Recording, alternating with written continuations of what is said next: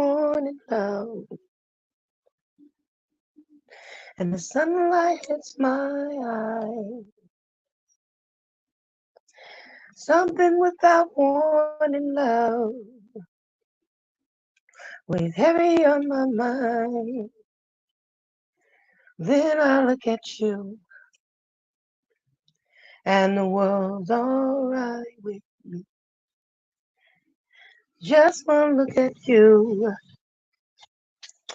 and I know it's gonna be a lovely day, lovely day, lovely day, lovely day, lovely day. I know it's gonna be, I know it's gonna be. It's not because of me, a lovely day. Man, today is going to be wonderful. It's going to be like almost 60 degrees here. And I am so excited. I love the changes of the seasons. I mean, I love winters, summer, spring, and fall. I love all the changes of the seasons. I love the scent that it brings in the air. I like to see the first leaves change, the first snowfall, the first flower, the first pool open in the summer. I mean, I love it, but baby, she's so ready for summer again. Cause honey, I got some stuff to do. You heard? I'm gonna go out there and be like Stella and go get my groove back. You heard me? Man, I'm trying to tell you, this gonna be one for the books. They redid the Aretha Franklin Amphitheater, and yeah, yeah, I'm not far from it. Get down there and enjoy some Wednesday night jazz. I'm excited about it. You heard me? But I didn't want anything, just jumping in to say good morning. I'm sorry. Um, I didn't mean to do that actually. I meant to hit exit. Um, I just wanted to come in and encourage you guys to have a beautiful day. Start your day with prayer, giving God thanks. Look into the hills from which cometh your help, knowing that your help comes from the Lord. He is the creator and giver of all life. And if there's anything that's too hard for you, it is not too hard for him. And he's looking out for your best interest. If he takes you out of a bad relationship, then just know it's for your good. That there could be something coming in the long run that you might not have been able to handle. Or it could have been worse.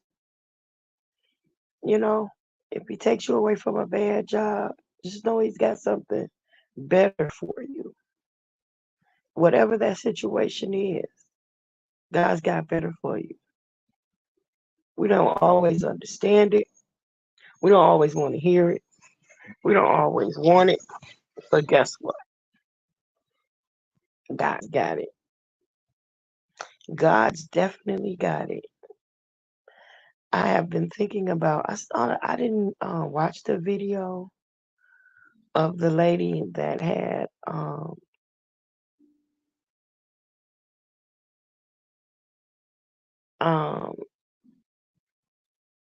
the series of who the who the F that I marry.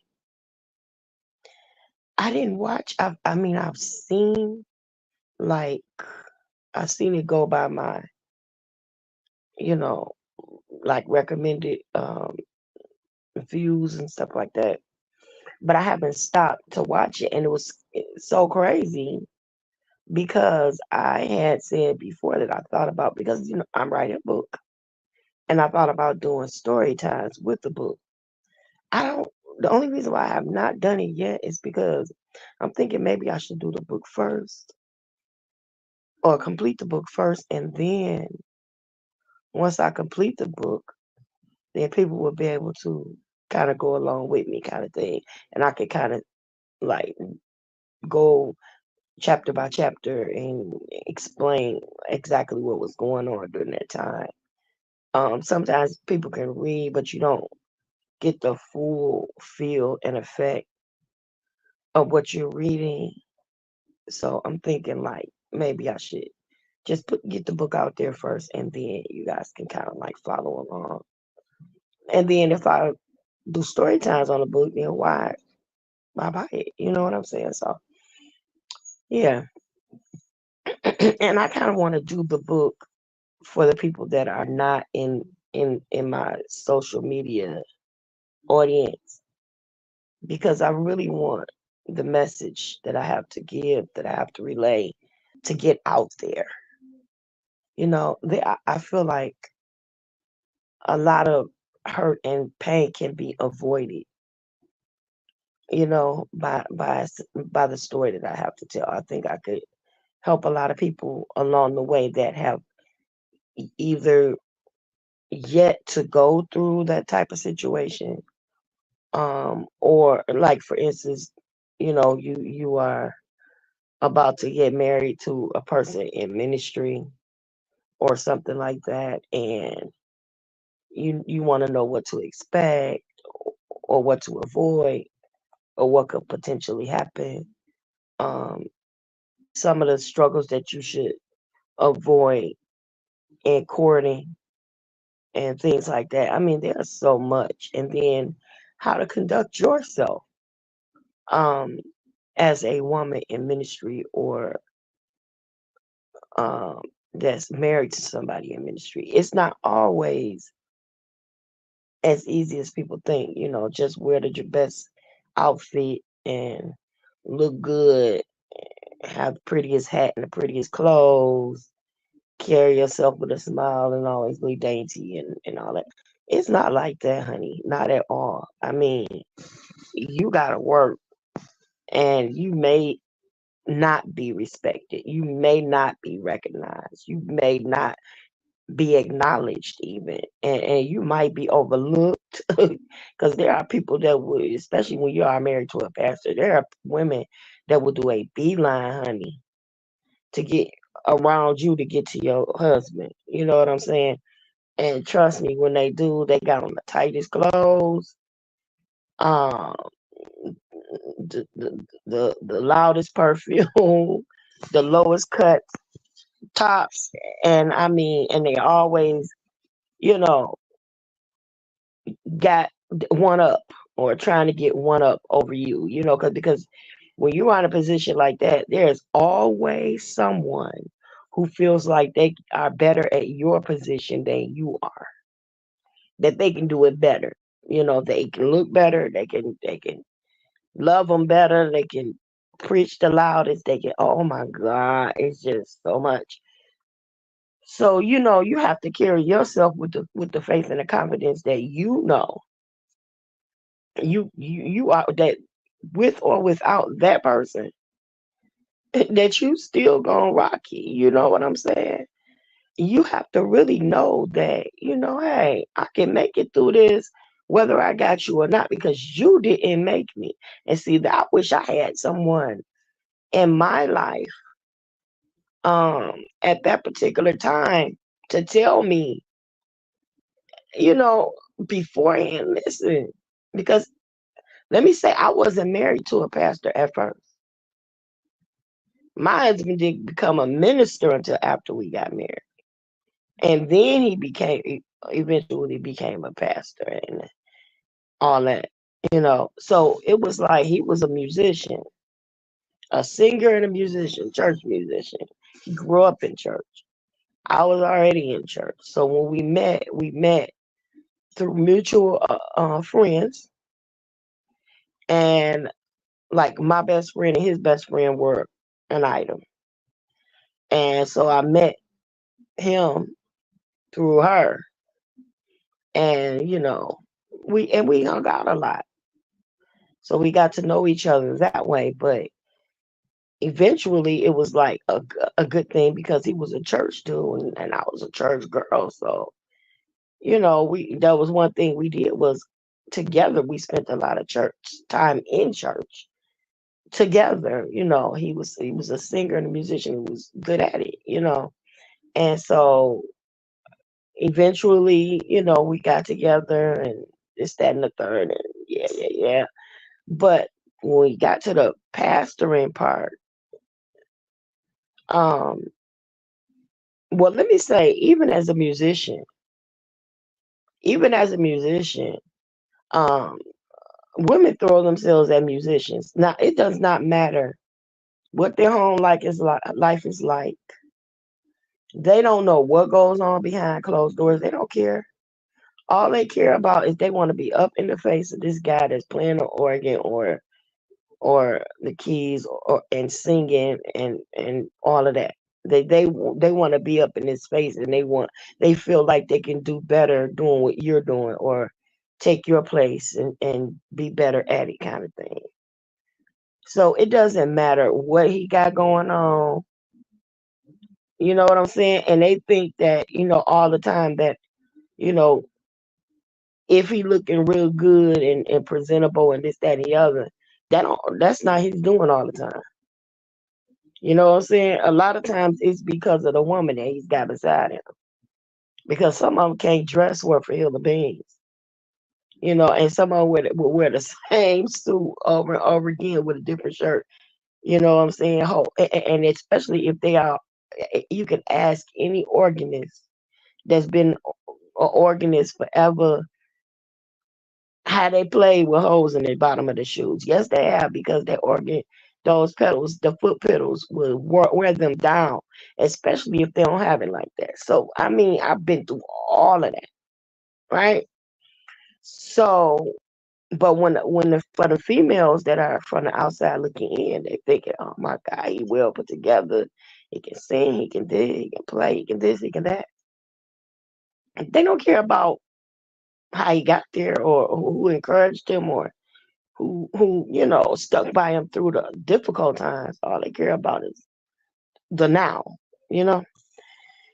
So I say that to say, sometimes you have to just be confident in who you are, and know that, hey, with or without a significant other, I'm gonna be okay, right? And and let me say this: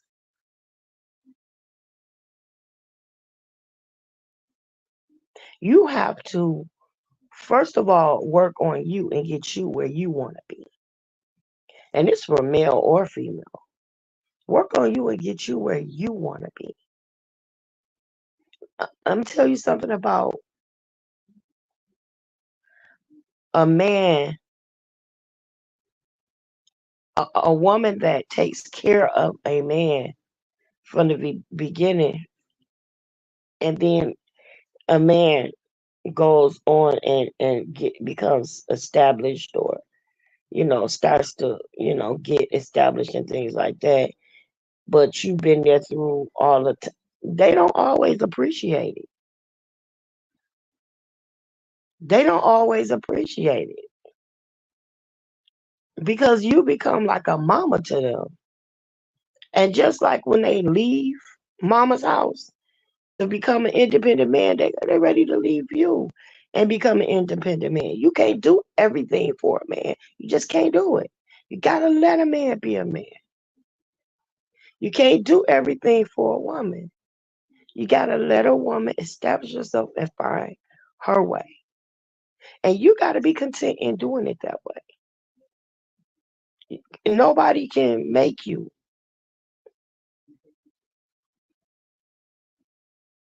And if you are made by a person, then you are expected to do what they say, the way they said.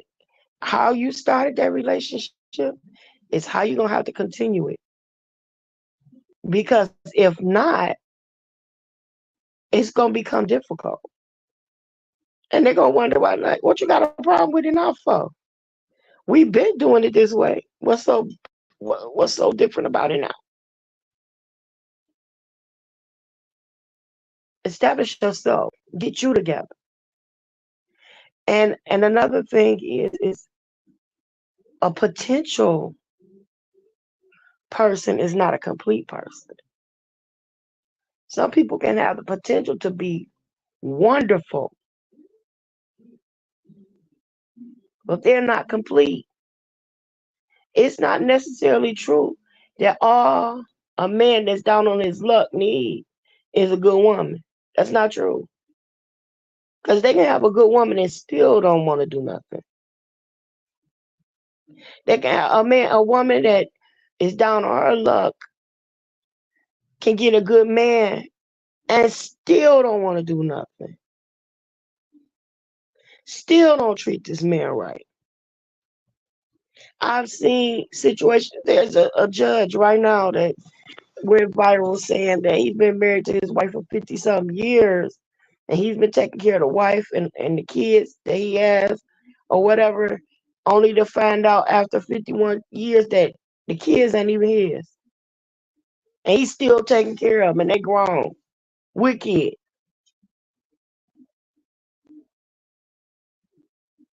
He's a judge. He provided for his family. Been married to her for 51 years, so there's some stick to itness there. But he's saying that, oh man, after 51 years, these boogers ain't mad, and no wonder they ain't doing nothing.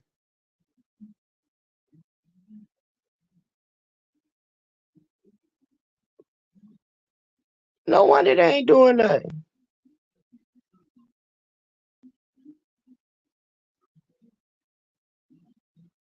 But we'll come back and talk about it. I'm gonna go and look up some of this stuff. The Nature Boy trial started today, and that's probably what the most I'll be talking about today. And baby, hey, this is going to be interesting. He's facing like 20 something years, and yeah, so we gotta look this up. So today is jury selection, and there's a possibility there'll be open arguments. Baby, I got to be with this today. You hear me? So I'll be back. The trial has started. I'm looking at it now. It started a few minutes ago. So let me get to that, and we'll be back. We'll be back. Make it a beautiful day. I love you on purpose. Ain't nothing you could do about it. Please like, subscribe, and leave me some comments, baby.